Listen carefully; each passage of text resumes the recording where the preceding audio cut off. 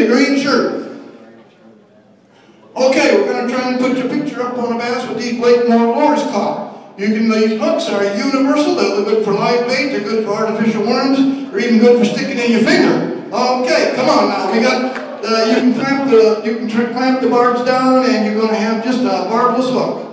Okay, we got Blakemore lures and the True Turn red hooks. Oh, they're super good. They're good for walleye. They're good for panfish. They're good for bass. All kinds of bass. They're even good in salt water. Come on, we got 370, 370. Come on, we got 380. Who wants 380? I got 380 and 380. You got 380, 383. Can I hear 385? 385, 385, 385. I got, come on, 380. It's a good cause, people. It's a good cause. And it is a good cause. Bob loves, come on, 380, 380, 380, 380.